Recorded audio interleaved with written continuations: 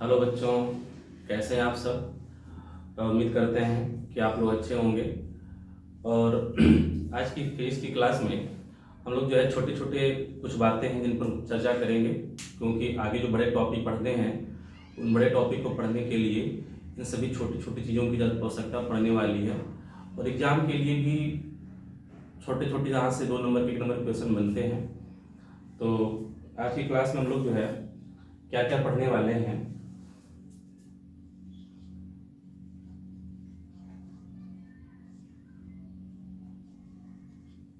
चुंबकीय द्विध्रुव, ध्रुव सामर्थ्य,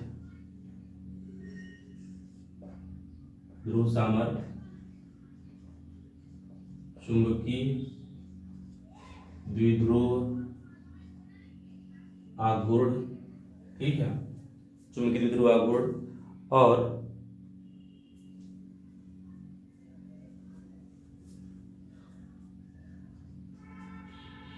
धारा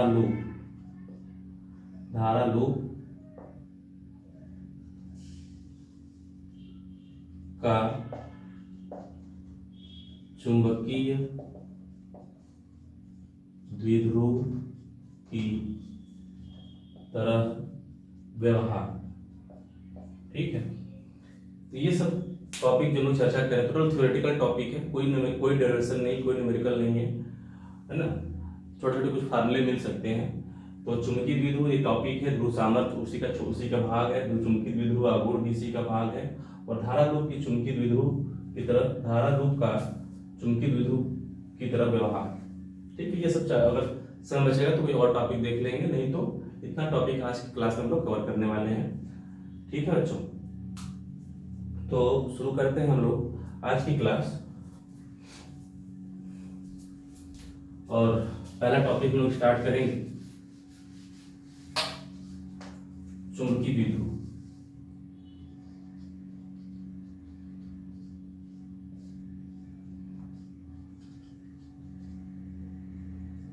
चुंबकीय द्विध्रुव,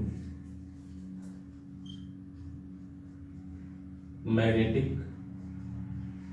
डाइपोल, चुंबकीय द्विध्रुव, ठीक है। तो मैं हूं कमल चंद्र मौर्य, आप लोग मुझसे मिल रहे हैं मेरे छोटे से यूट्यूब चैनल। अभी हमारा परिवार काफ़ी छोटा है यूट्यूब का, तो छोटे से चैनल @UP बोर्ड वल्ला 19 या 19 की जगह कमल डालेंगे तब भी मेरा चैनल ये पेज पे पहुंच जाएंगे, ठीक है। तो शुरू करते हैं। चुंबकीय द्विध्रुव, मैग्नेटिक डाइपोल। देखो, इसके पहले आप लोग एक टॉपिक पढ़े हो, वैद्युत द्विध्रुव,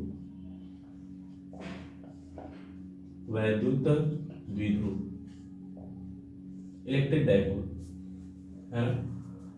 तो जिस प्रकार से आप लोगों ने वैद्युत द्विध्रुव पढ़ा हुआ है ना, वैसे ही एक टॉपिक है जो चुंबकीय द्विध्रुव।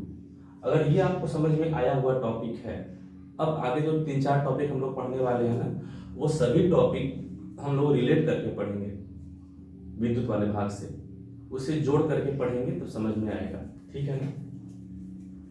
तो वैद्युत द्विध्रुव क्या होता है? वैद्युत द्विध्रुव होता है कि एक ऐसी युक्ति जिसमें दो समान परिमाण के तथा विपरीत प्रकृति के आवेश अल्प दूरी के द्वारा रखे हों तो इसे क्या कहते हैं? वैद्युत द्विध्रुव कहते हैं, है ना।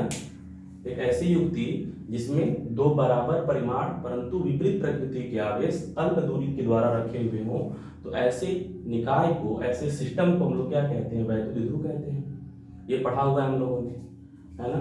वैद्युत द्विध्रुव ये निकाय क्या कहलाता है? वैद्युत द्विध्रुव कहलाता है। और इसी के साथ हम लोग पढ़े थे वैद्युत द्विध्रुव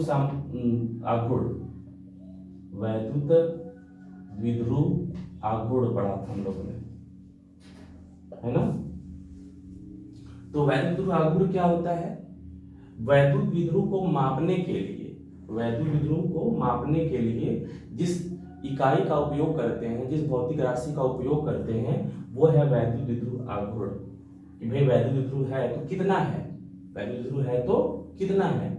इसको मापने के लिए हम जिस भौतिक राशि का प्रयोग करते हैं वो होता है वैद्युत विध्रुव आघूर्ण। इसे दिखाते थे P से, और P बराबर होता था Q इंटू 2L, जहाँ पे Q क्या है, इन दोनों आवेशों में से किसी एक आवेश का परिमाण और इनके बीच की दूरी 2L, और साथ में ये एक सदिश राशि थी और इसकी दिशा किधर थी, धन आवेश से ऋण आवेश की ओर, है ना। वैद्युत विध्रुव आघूर्ण की दिशा किधर थी, धन आवेश से ऋण आवेश की ओर। तो ये सब चीजें हम लोग जो है पीछे पढ़ चुके हैं, वैद्युत विध्रुव आघूर्ण। और वहां पे क्या होता था, वैद्युत विध्रुव में और आघूर्ण में दो आवेश होते थे, है ना। लेकिन अब हमें टॉपिक क्या पढ़ना है, चुंबकीय द्विध्रुव।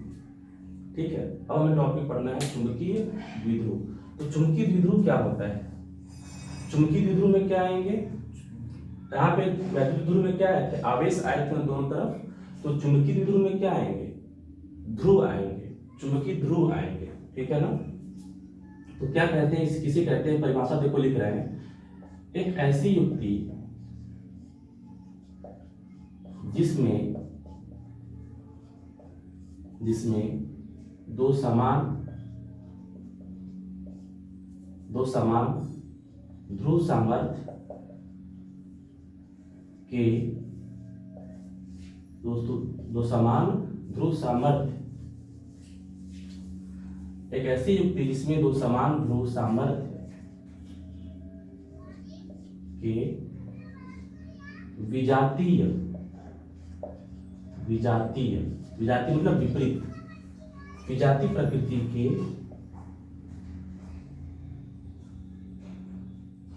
ध्रुव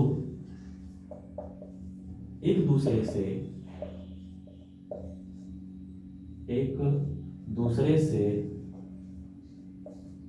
अल्प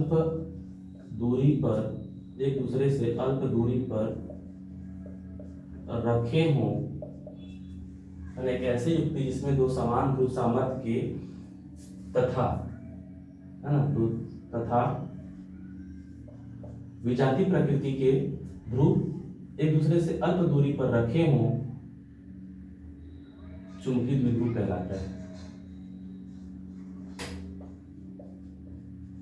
चुंबकीय द्विध्रुव कहलाता है। ये इसकी परिभाषा है। इसकी परिभाषा क्या थी, एक ऐसी युक्ति जिसमें दो समान परिमाण के आवेश परंतु विपरीत प्रकृति के। तो यहाँ पे क्या है, दो समान ध्रुव सामर्थ्य के विपरीत प्रकृति के आवेश, तो यहाँ पे क्या है, विजातीय प्रकृति के ध्रुव, है ना, एक दूसरे से अल्प दूरी पर रखे हों, तो चुंबकीय द्विध्रुव ऐसा निकाय क्या कहलाता है, चुंबकीय द्विध्रुव कहलाता है। और इसका एग्जाम्पल क्या होता है, इसका एग्जाम्पल होता है दंड चुंबक, इसका एग्जाम्पल है दंड चुंबक, धारावाही परिनालिका, दंड चुंबक, धारावाही परिनालिका, धारा लूप, ETC, ये सब इसके एग्जाम्पल है। चुंबकीय द्विध्रुव के ये सब एग्जाम्पल है। ठीक है, ये सारे एग्जाम्पल किसके हैं, चुंबकीय द्विध्रुव के हैं, है ना। तो ये परिभाषा है चुंबकीय द्विध्रुव की। अब इसमें देखो कुछ चीजें नई तुम लोगों को मिल रही हैं, जैसे ध्रुव सामर्थ्य क्या होता है ना। तो थोड़ा ध्रुव सामर्थ्य के बारे में जानने के लिए चित्र नहीं बनाया मैंने इसका ना, चित्र बनाएंगे, तुम लोग समझाएंगे, टॉपिक कंप्लीट नहीं हुआ है। ठीक है, बस रिलेट करके पढ़ना, जो पिछली चीजें लोग पढ़ चुके हैं वैद्युत वाले भाग में, उससे जोड़ करके पढ़ेंगे तो समझ में आएगा। ठीक है, और ध्रुव सामर्थ्य क्या होता है,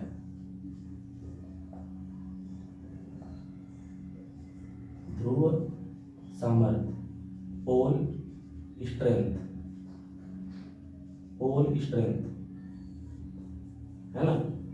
तो क्या होता है ध्रुव सामर्थ्य, ध्रुव सामर्थ्य होता है कि किसी चुंबक के कितने ध्रुव होते हैं, चुंबक में दो ध्रुव होते हैं, एक होता है नॉर्थ, एक होता है साउथ, है ना। दो ध्रुव होते हैं, उत्तरी ध्रुव और दक्षिणी ध्रुव। तो किसी चुंबक के, है ना, ध्रुव सामर्थ्य को क्या होता है, किसी चुंबक के किसी एक ध्रुव के द्वारा किसी चुंबक के किसी एक ध्रुव के द्वारा, है ना, किसी एक ध्रुव के द्वारा, इसके द्वारा चाहे इसके द्वारा, एक ध्रुव के द्वारा चुंबकीय वस्तुओं को अपनी ओर आकर्षित करने की क्षमता ध्रुव सामर्थ्य कहलाता है। ठीक है,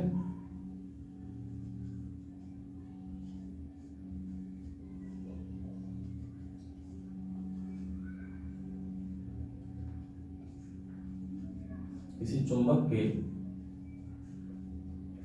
एक ध्रुव द्वारा, है ना, किसी चुंबक के किसी एक ध्रुव द्वारा, किसी ध्रुव द्वारा, किसी चुंबक के किसी ध्रुव द्वारा, ध्रुव द्वारा चुंबकीय वस्तुओं को अपनी ओर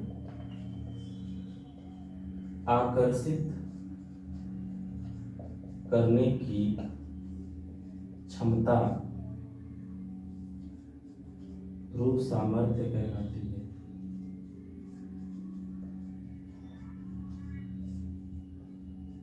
इसे यम से प्रदर्शित करते हैं,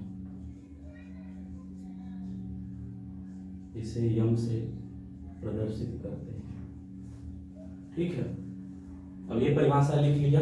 इसके लिए चित्र में जो चित्र बनाने के लिए थोड़ा सा जगह छोड़ देना, इसके लिए, इसका चित्र बनाने के लिए, और ये हेडिंग बना के परिभाषा लिख लो, है ना। क्या परिभाषा हम कह रहे हैं, किसी चुंबक के किसी ध्रुव द्वारा, यानी दोनों में से कोई एक ध्रुव द्वारा चुंबकीय वस्तुओं को अपनी ओर आकर्षित करने की क्षमता, खींचने की क्षमता, किसी ध्रुव द्वारा किसी लोहे की वस्तु को, चुंबकीय वस्तु को अपनी ओर खींचने की क्षमता होती है, वो कहलाती है इस ध्रुव की क्या, ध्रुव सामर्थ्य। कि मतलब कोई भी ध्रुव लोहे की बनी वस्तु को कितनी तेज खींच रहा है, वो उस ध्रुव की क्या कहलाती है, ध्रुव सामर्थ्य कहलाती है। और किसे दिखाते हैं, इसको एम से दिखाते हैं। अगर ठीक है, एम से दिखाते हैं तो हमें पता है, मान लेते हैं यहाँ पे क्या है, यन पोल है, यहाँ पे साउथ पोल है, नॉर्थ पोल साउथ पोल, उत्तरी ध्रुव दक्षिणी ध्रुव है। ठीक है, उत्तरी ध्रुव दक्षिणी ध्रुव है। तो अगर जो उत्तरी ध्रुव होता है, इसका जो ध्रुव सामर्थ्य होता है, इसको दिखाते हैं हम प्लस यम से, और जो दक्षिणी ध्रुव होता है, इसके ध्रुव सामर्थ्य दिखाते हैं माइनस यम से। ठीक है, इसको दिखाते हैं प्लस यम से, इसको दिखाते हैं माइनस यम से। जैसे उसमें था ना आवेश के लिए प्लस क्यू माइनस क्यू, वैसे ही उत्तरी ध्रुव के लिए प्लस यम, दक्षिणी ध्रुव के लिए माइनस यम। इसे हम प्रदर्शित करते हैं, दक्षिणी ध्रुव उत्तरी ध्रुव को। ठीक है, सही चल रहा है वीडियो। तो ये प्लस यम और ये माइनस यम दिखाते हैं इसको। और इसके साथ ही ध्रुव सामर्थ्य जो है अदिश राशि होता है, ध्रुव सामर्थ्य अदिश राशि होता है। इसका मात्रक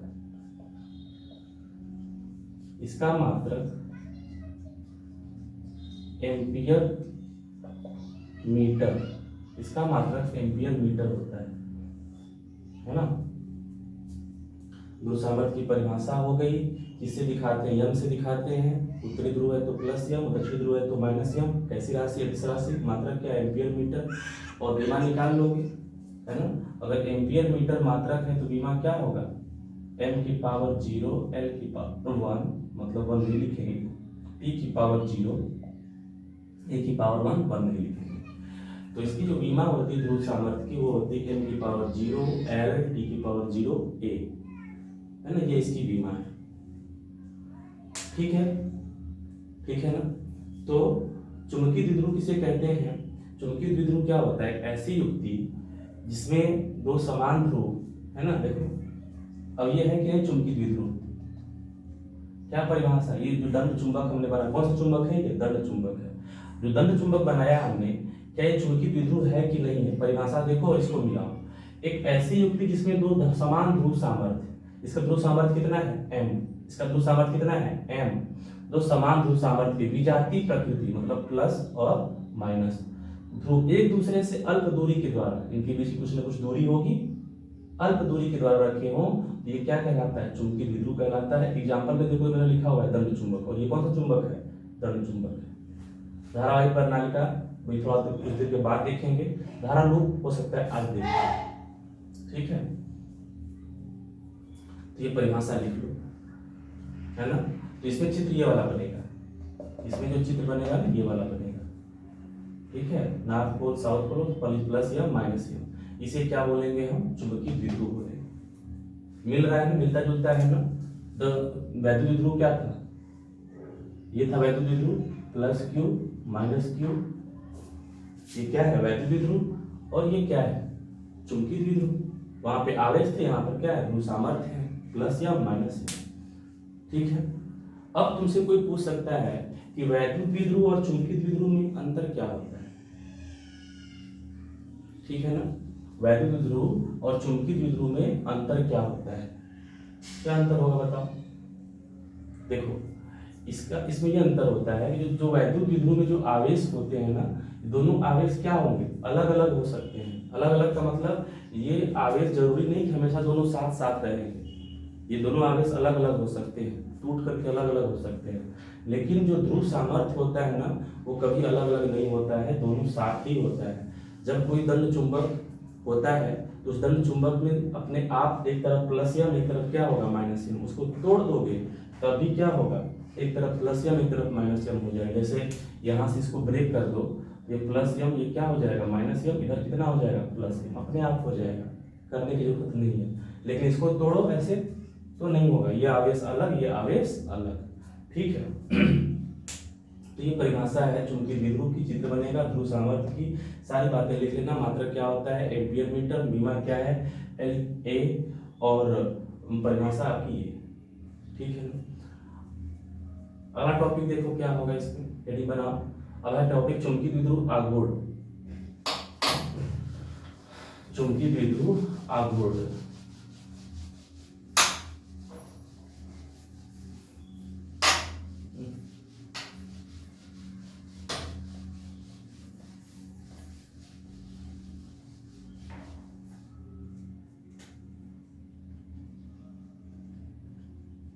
जैसे उसमें था ना वैद्युत द्विध्रुव आघूर्ण पी से दिखाते थे, वैसे ही ये है चुंबकीय द्विध्रुव आघूर्ण, ठीक है। चुंबकीय द्विध्रुव आघूर्ण इसे कहेंगे magnetic dipole moment, magnetic dipole moment, magnetic dipole moment, चुंबकीय द्विध्रुव आघूर्ण, ठीक है। तो जैसे आपका वैद्युत द्विध्रुव था, और वैद्युत द्विध्रुव की क्षमता को मापने के लिए हम क्या यूज किए थे, कौन से भौतिक राशि यूज किए थे, वैद्युत द्विध्रुव आघूर्ण किसे दिखाते थे, पी से दिखाते थे, पी बराबर क्यू इंटू 2l, ऐसी राशि है सदिश राशि, दिशा किधर है प्लस आवेश से माइनस आवेश की। ऐसे ही चुंबकीय द्विध्रुव आघूर्ण होता है ना। चुंबकीय द्विध्रुव आघूर्ण होता है, देखो ये चित्र बनेगा चुंबकीय द्विध्रुव का। दंड चुंबक ले लिया हमने, दंड चुंबक हमेशा क्या होगा, दंड चुंबक हमेशा चुंबकीय द्विध्रुव होगा, दंड चुंबक हमेशा चुंबकीय द्विध्रुव होगा। North pole south pole plus m minus m, ठीक है। तो एक चीज देखो, तुम लोगों ने एक चीज पढ़ा होगा या नहीं पढ़ा होगा, बता देते हैं, चुंबक की प्रभावी लंबाई, दंड चुंबक की प्रभावी लंबाई, ठीक है, याद रखना। ये जो है लोग पूछ लेते हैं, चलते राह ना, चलते राह लोग पूछ लेते हैं कि दंड चुंबक की प्रभावी लंबाई क्या होती है। दंड चुंबक की प्रभावी लंबाई, ऐसा देखा गया एक्सपेरिमेंटली कि जहां हमने ये ध्रुव लिखा है ना नॉर्थ और साउथ, ये ध्रुव ना बिल्कुल यहाँ नहीं होते, किनारे किनारे नहीं होते, ये ध्रुव जो है किनारा छोड़ के कुछ दूरी पर यहाँ और कुछ दूरी पर यहाँ ऐसे होते हैं, ठीक है। जो दंड चुंबक होता है उसमें जो नॉर्थ और साउथ पोल होते हैं, वो साउथ पोल बिल्कुल किनारे किनारे नहीं होते, बॉर्डर पे नहीं होते, बल्कि बॉर्डर छोड़कर कुछ दूरी पर अंदर होते हैं, कुछ दूरी पर अंदर होते हैं। और अगर हम कहते हैं इस दंड चुंबक की लंबाई 6 मीटर है, एग्जाम्पल देखो, अगर हम कहते हैं कि दंड चुंबक की लंबाई 6 मीटर है, तो पता है ये लंबाई कितनी होगी, ये वाली यहाँ से यहाँ तक, यही कहलाती है दंड चुंबक की प्रभावी लंबाई। ये तो हो गई पूरी लंबाई, और जो ये दूरी है ये कहलाती है दंड चुंबक की प्रभावी लंबाई, प्रभावी लंबाई कहलाती है, इफेक्टिव लेंथ ऑफ मैग्नेट, ठीक है ना। तो ये है चुंबक की लंबाई, और ये क्या है दंड चुंबक की प्रभावी लंबाई। तो कौन ज्यादा है, लंबाई ज़्यादा है, प्रभावी लंबाई क्या है, कम। कितनी होती है, तो अगर ये 6 मीटर है तो प्रभावी लंबाई 5 मीटर होगी। अगर ये 6 मीटर है तो ये 5 मीटर होगी। अगर ये 12 मीटर है तो ये 10 मीटर होगी। अगर दंड चुंबक 12 मीटर, दंड चुंबक की लंबाई 12 मीटर है तो प्रभावी लंबाई 10 मीटर होगी। ठीक है।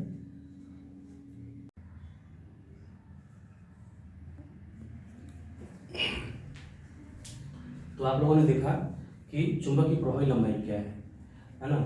अब चुंबक की प्रभावी लंबाई समझ में आ गई, चुंबक की प्रभावी लंबाई क्या होती है ना।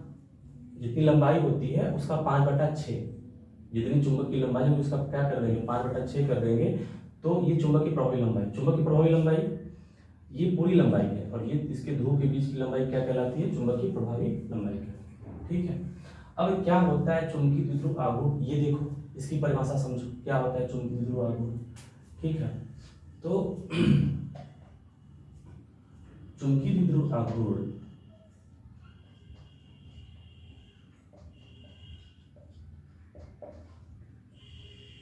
चुंबकीय द्विध्रुव आघूर्ण चुंबक के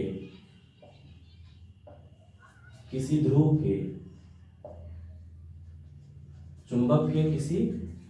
के ध्रुव सामर्थ्य तथा चुंबक की प्रभावी लंबाई के गुणनफल के बराबर होता है, उनके बराबर होता है। ठीक है। चुंबकीय द्विध्रुव आघूर्ण चुंबक के किसी ध्रुव के ध्रुव सामर्थ्य तथा उनके बीच की प्रभावी लंबाई के गुणनफल के, चुंबक की प्रभावी लंबाई गुणनफल के बराबर होता है। यह एक सदिश राशि है। अगर ये सदिश राशि है तो इसका क्या होगा, दिशा भी होगा। इसकी दिशा नॉर्थ से साउथ की ओर होती है। जैसे उसमें था ना कि प्लस आवेश से माइनस आवेश की ओर, ऐसे यहाँ पे इसकी दिशा किधर होती है, नॉर्थ से साउथ की ओर होती है, नॉर्थ से साउथ की ओर होती है। इसका मात्रक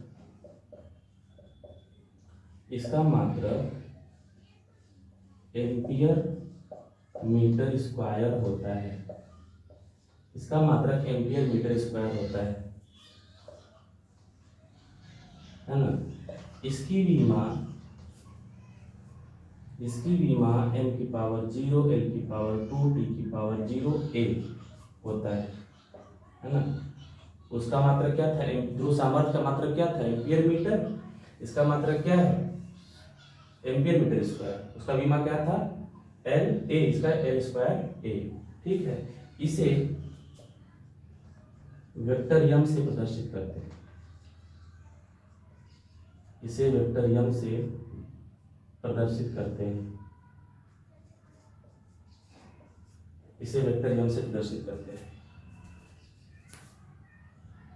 ठीक है। इसे वेक्टर m से प्रदर्शित करते हैं। इतनी बातें जो है चुंबकीय द्विध्रुव आघूर्ण के बारे में आप लोगों को याद रखनी है। ये तो इसकी परिभाषा, कैसी राशि है, मात्रक क्या है, विमा क्या है, इसके बारे में इससे दिखाते हैं, वेक्टर m से दिखाते हैं। अब इसका सूत्र देखो क्या होगा। तो हम लोगों ने पीछे जो है वैद्युत द्विध्रुव आघूर्ण में पढ़ा था ना, वैद्युत द्विध्रुव आघूर्ण किससे दिखाते हैं, P से, और चुंबकीय द्विध्रुव आघूर्ण किससे दिखा रहे हैं, m से। वैद्युत द्विध्रुव आघूर्ण बराबर क्या होता है, वेक्टर P होता है वेक्टर m। वैद्युत द्विध्रुव आघूर्ण बराबर क्या होता है, Q × 2m, है ना। इसकी परिभाषा होती है कि दोनों आवेशों में से कोई एक आवेश तथा उनके बीच की दूरी गुणनफल के बराबर होता है। अब ये क्या कह रहा है कि दोनों ध्रुवों में से एक के ध्रुव सामर्थ्य तथा उनके बीच की प्रभावी लंबाई गुणनफल के बराबर होता है। यानी कि m बराबर क्या हो जाएगा, परिभाषा देखो और फार्मूला लिखो। चुंबक की किसी ध्रुव के ध्रुव सामर्थ्य, एक ध्रुव सामर्थ्य ले लो तथा उनके बीच की प्रभावी लंबाई, चुंबक की प्रभावी लंबाई 2m के गुणनफल के बराबर होता है। तो ये फार्मूला है चुंबकीय द्विध्रुव आघूर्ण का। ये फार्मूला चुंबकीय द्विध्रुव आघूर्ण का, ये जो लोग क्या पढ़ चुके हैं सब, वैद्युत द्विध्रुव आघूर्ण की परिभाषा। तो ये फार्मूला जो है नोट कर लेना, वैद्युत चुंबकीय द्विध्रुव आघूर्ण का, है ना, m × 2m। है ना। तो ये जो परिभाषा हम लोग पढ़े हैं और ये जो फॉर्मूला पढ़े हैं वो किसके लिए है? ये है चुंबकीय द्विध्रुव आघूर्ण किसके लिए? ये कौन सा चुंबक है? दंड चुंबक है, दंड चुंबक के लिए है ना। ये जो चुंबकीय द्विध्रुव आघूर्ण पढ़े हैं वो किसके लिए है? ये दंड चुंबक के लिए। लेकिन हम जो चुंबकीय द्विध्रुव की परिभाषा पीछे पढ़े हैं, पहली परिभाषा चुंबकीय द्विध्रुव, हम चुंबकीय द्विध्रुव के कितने एग्जाम्पल बताए हैं? उस चुंबकीय द्विध्रुव के हम 3 एग्जाम्पल बताए हैं, एक दंड चुंबक, एक धारा लूप, धारावाही प्रणाली का 3 एग्जाम्पल बताए हैं।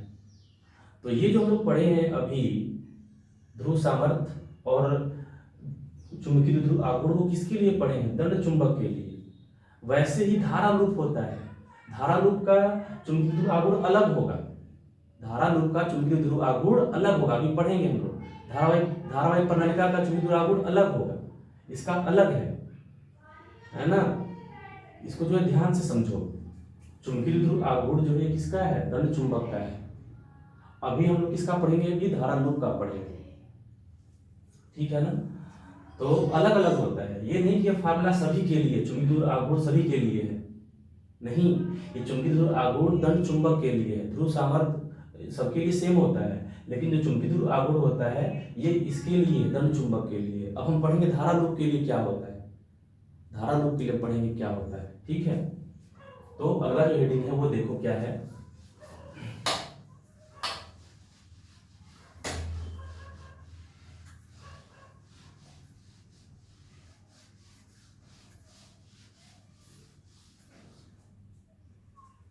अगला हेडिंग है धारा लूप का, धारा लूप का चुंबकीय द्विध्रुव की तरह व्यवहार, ठीक है। ये हमें पढ़ना है, धारा लूप का चुंबकीय द्विध्रुव की तरह व्यवहार, ठीक है। हम लोगों ने अभी देखा कि जो दंड चुंबक होता है, दंड चुंबक तो 100% क्या होता है? दंड चुंबक हमेशा और हमेशा 100% क्या होगा? चुंबकीय द्विध्रुव की तरह व्यवहार करेगा। क्यों? क्योंकि उसमें 2 ध्रुव होते ही होते हैं, एक प्लस यम होता है ध्रुव सामर्थ्य, एक माइनस यम होता है, इनके बीच की दूरी होती ही होती है। तो ये हमेशा कैसा व्यवहार करेगा? चुंबकीय द्विध्रुव व्यवहार करेगा। लेकिन अब हमें देखना है कि जो धारा लूप होता है क्या वो भी चुंबकीय द्विध्रुव की तरह व्यवहार करता है? धारा लूप होता है क्या वो भी चुंबकीय द्विध्रुव की तरह व्यवहार करता है? ये हमें देखना है ना। तो चुंबकीय द्विध्रुव के लिए क्या क्या होना चाहिए? चुंबकीय द्विध्रुव के लिए 2 ध्रुव होने चाहिए, उनके बीच की दूरी होनी चाहिए। अगर ऐसा कुछ मिलता है तो हम कहेंगे कि वो क्या है? चुंबकीय द्विध्रुव है। तो वैसे ही जो धारा लूप है वो धारा लूप भी कैसा व्यवहार कर हमको देखना है? चुंबकीय द्विध्रुव की तरह। तो धारा लूप में क्या क्या मिलना चाहिए? चलो धारा लूप में भी 2 ध्रुव मिलना चाहिए, उनके बीच की दूरी भी मिलनी चाहिए, तब हम कहेंगे कि धारा लूप कैसा व्यवहार कर रहा है? चुंबकीय द्विध्रुव की तरह व्यवहार कर रहा है। बात समझ में आ रही है? और ये जो तुम्हारा जो दंड चुंबक है, ये दंड चुंबक चुंबकीय द्विध्रुव का व्यवहार क्यों कर रहा है? क्योंकि इसमें 2 ध्रुव है, इनके बीच की दूरी है। अगर हमें धारा लूप को देखना है कि ये भी अगर चुंबकीय द्विध्रुव का व्यवहार करता है तो हमें इसमें खोजना पड़ेगा। क्या खोजना पड़ेगा? कि इसमें कितने ध्रुव होते हैं? 2 ध्रुव होते हैं, इनके बीच की क्या होती है? दूरी होती है। तब ना कहेंगे कि हमें हाँ अब ये भी कैसा व्यवहार कर रहा है? चुंबकीय द्विध्रुव की तरह। तो इस चीज को समझना है। देखो धारा लूप का मतलब क्या होता है? एक तार लिया, तार को इस तरह से गोल गोल मोड़ दिया और उसमें धारा प्रवाहित करा दी, तो ये क्या कहलाएगा? धारा लूप। तो ये पहला धारा लूप ले लेते हैं एक तो, और एक और धारा लूप ले लेते हैं। चलो दूसरा धारा लूप,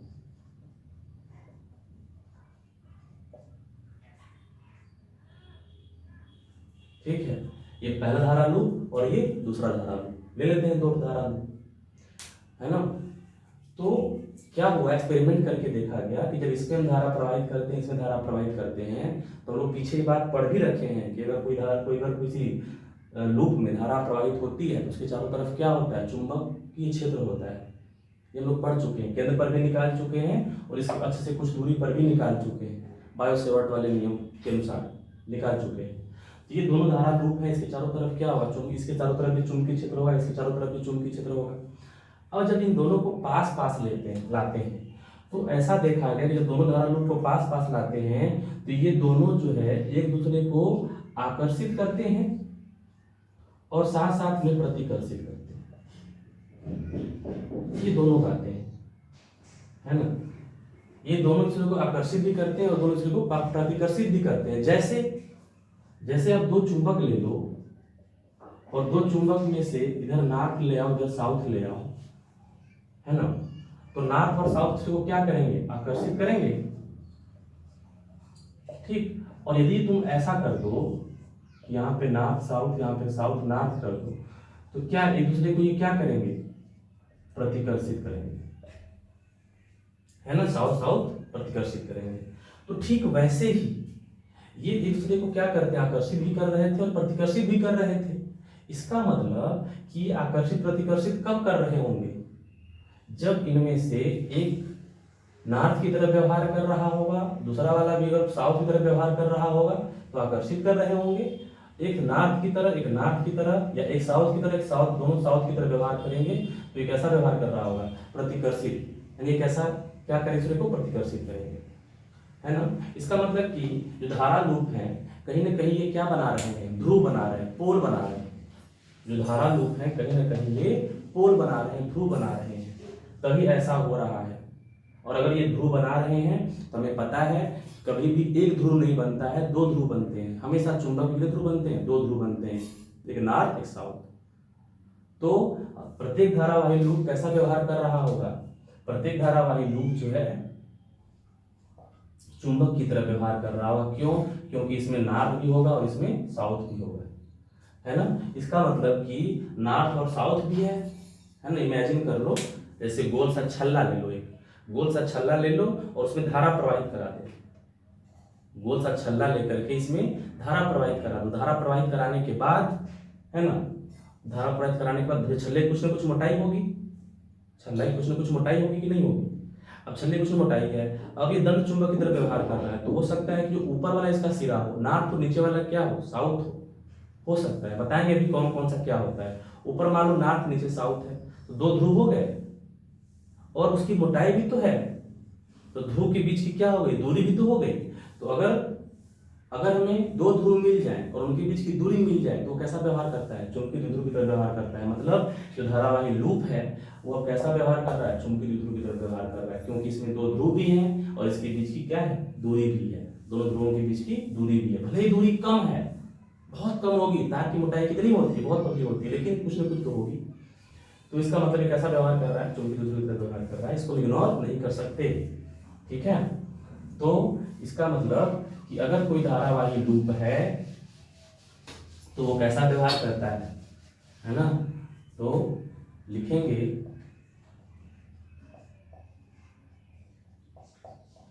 प्रत्येक धारावाही लूप, प्रत्येक धारावाही लूप चुंबकीय द्विध्रुव या दंड चुंबक भी कह सकते हो, दंड चुंबक की तरह व्यवहार करता है ना। ये बात कैसे सिद्ध हुई, प्रयोग करके सिद्ध हुआ, है ना। इसको लिख करके प्रूफ नहीं कर सकते, प्रयोग करके सिद्ध हुआ कि दंड चुंबक जो है धारा की दंड चुंबक की तरह व्यवहार करता है, ठीक है। और ध्यान रखना, अब तुम लोग बताने जा रहे हैं, बात ध्यान समझना। अगर धारावाही लूप में धारा अगर एंटी क्लॉकवाइज बह रही है ना, अगर धारावाही लूप में धारा एंटी क्लॉकवाइज बह रही है तो उसके पास से देखने पर, उसके नजदीक से देखने पर अगर तुम्हें धारा एंटी क्लॉकवाइज दिख रही है तो वो जो है नॉर्थ की तरफ, वो जो सिरा है नॉर्थ की तरफ व्यवहार करेगा, वो सिरा जो है नॉर्थ की तरफ व्यवहार करेगा, ठीक है। ये नॉर्थ की तरफ व्यवहार करेगा। अगर धारावाही लूप में धारा एंटी क्लॉकवाइज, है ना, एंटी क्लॉकवाइज अगर बह रही है तो, है ना, एंटी क्लॉकवाइज धारा बह रही है तो वो जो ध्रुव कैसा व्यवहार करेगा, नॉर्थ की तरफ। लेकिन जिस सिरे क्या करना पड़ेगा, उस सिरे से उस सिरे को जाके देखना पड़ेगा। जैसे कि सिरे का मतलब, जैसे तुमने क्या किया, गोल छल्ला लिया, ध्यान समझो, गोल छल्ला लिया। अब उस गोल छल्ले में ऊपर से धारा ऐसे बह रही है, इस तरह से एंटी क्लॉकवाइज बह रही है ऊपर से। ये मान लो गोल छल्ला है ना, गोल छल्ला है, थोड़ा सा मोटाई का गोल छल्ला है, धारा प्रवाहित हुई एंटी क्लॉकवाइज। अब जब ऊपर से देखोगे तुम्हें धारा कैसे दिखाई देगी, एंटी क्लॉकवाइज, एंटी क्लॉकवाइज दिखाई देगी, मतलब ये कैसा सिरा हो गया ऊपर वाला, नॉर्थ। लेकिन जब उस धारा को नीचे से देखोगे, है ना, उस छल्ले के जब नीचे से देखोगे तो वही धारा जो ऊपर से एंटी क्लॉकवाइज दिख रही है ना, नीचे से वो कैसे दिखेगी तुमको, क्लॉकवाइज दिखेगी। ठीक है, क्लॉकवाइज दिखेगी। जब क्लॉकवाइज दिखेगी धारा लूप में, धारा लूप में धारा अगर क्लॉकवाइज दिखेगी, है ना, तो वो कैसा व्यवहार करता है, साउथ की तरफ व्यवहार करता है। क्लॉकवाइज तो साउथ की तरफ व्यवहार करता है। ठीक है, इसका मतलब जो छल्ला है उसमें कितने ध्रुव हो गए, 2 ध्रुव, ऊपर नॉर्थ नीचे क्या, साउथ। ठीक है, और उसकी मोटाई भी है, तो कैसा व्यवहार करेगा वो, चुंबकीय ध्रुव की तरफ व्यवहार करेगा। ठीक है, चुंबकीय ध्रुव की तरफ व्यवहार करेगा। तो अगर कोई धारावाही लूप है तो धारावाही लूप कैसा व्यवहार करता है, दर्द चुंबक की तरफ व्यवहार करता है, या कह सकते हैं कैसा व्यवहार करता है, वो चुंबकीय द्विध्रुव की तरफ व्यवहार करता है। इतनी बातें नोट कर लो, आगे देखो।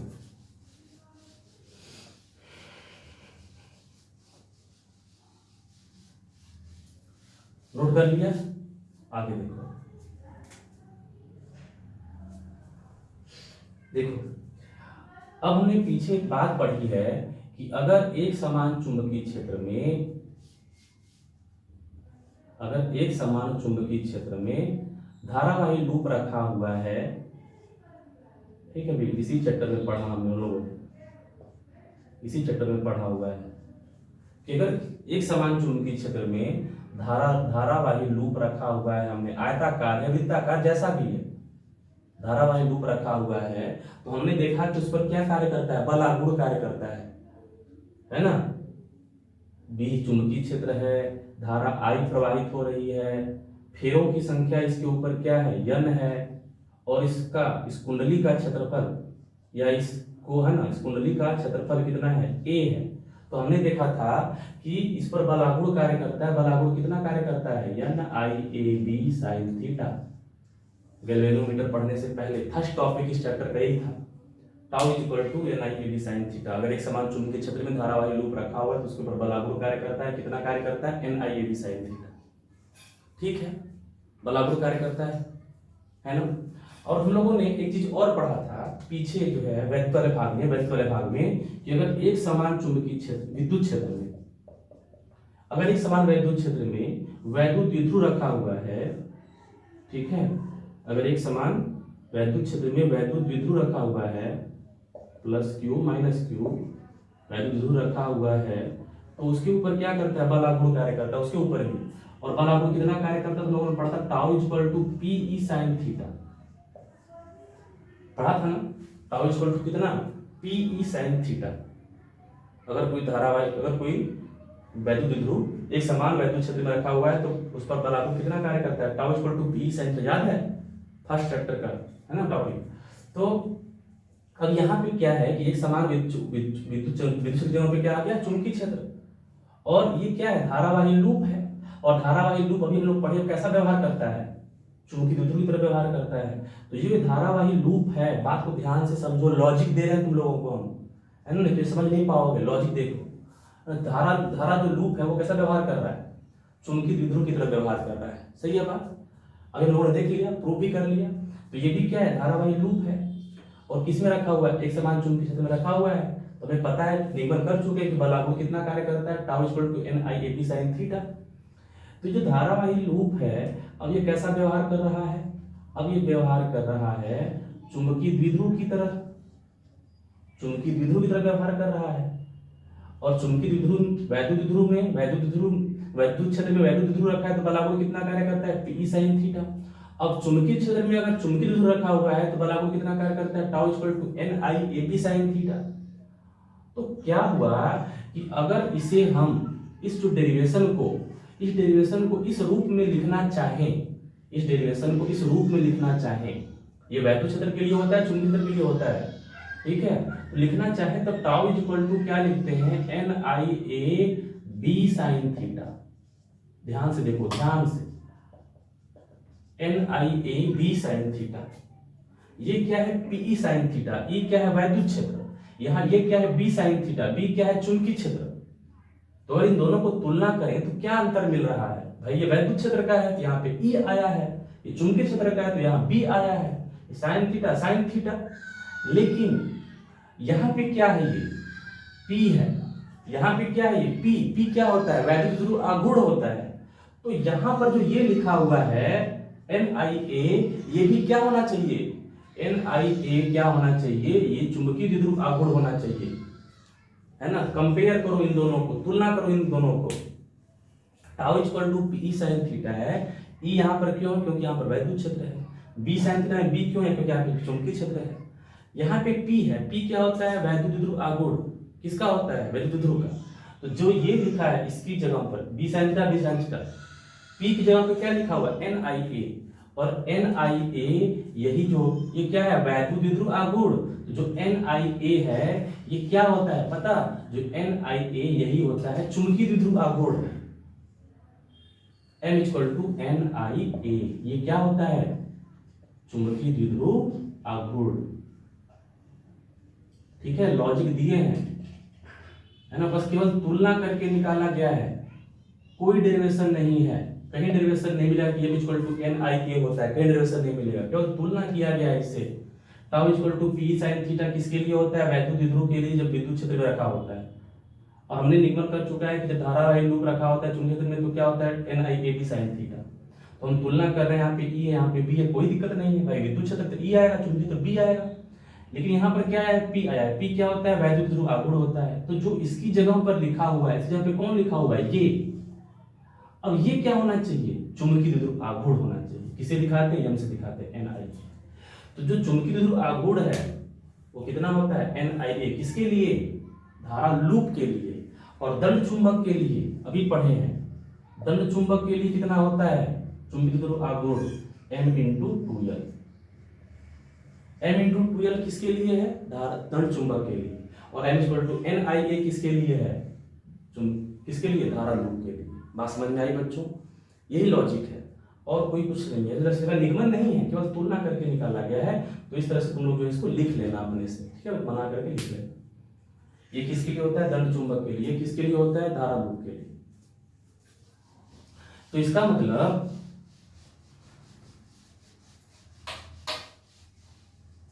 मतलब कि M इक्वल टू कितना आ गया, NiA, है ना। और यहां से देखो मात्रक इसका क्या होता है ना, धारा का मात्रक एम्पियर, क्षेत्रफल का मात्रक मीटर स्क्वायर। तो इसका मात्रक भी क्या बताए थे हम, एम्पियर मीटर स्क्वायर बताए थे ना, यही होता है एम्पियर मीटर स्क्वायर। यहाँ से मात्रक, वहां से मात्रक मालूम चल गया था, यहाँ से मात्रक मालूम चल जाएगा, एम्पियर मीटर स्क्वायर, ठीक है ना। यम बराबर कितना, NiA, इसको वेक्टर यम से दिखा देना, यहाँ पे n कैप लगा देना, NiA n cap, n equal to vector M equal to किसके लिए, धारा लूप के लिए, दंड चुंबक के लिए M×2L। ठीक, अब देखो, तो हम लोग जान गए एक समान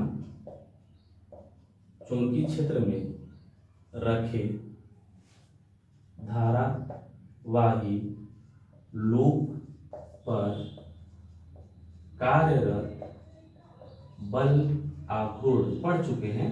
बल आघूर्ण टाउ बराबर क्या फार्मूला में हम जानते हैं, NiA साइन थीटा, ठीक है। मात्रक होता है इसका newton metre square, newton metre, मात्रक होता है न्यूटन मीटर बल आघूर्ण का, है ना। तो NiA साइन थीटा ये हम लोग पढ़ चुके हैं।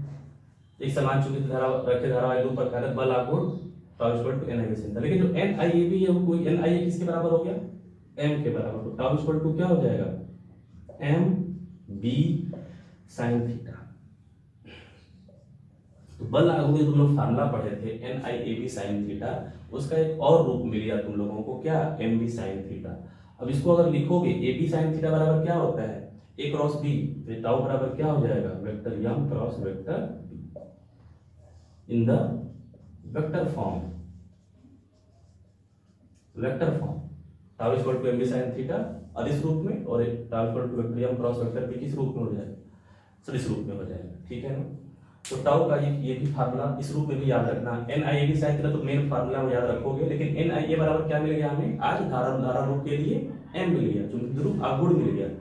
तो वैद्युत ध्रुव आघूर्ण बल आघूर्ण बराबर क्या होगा, चुंबकीय आघूर्ण है ना, वैद्युत बल आघूर्ण बराबर क्या होगा, चुंबकीय ध्रुव आघूर्ण गुणे चुंबकीय क्षेत्र और साइन थीटा, और ये वेक्टर फॉर्मूला, ठीक है।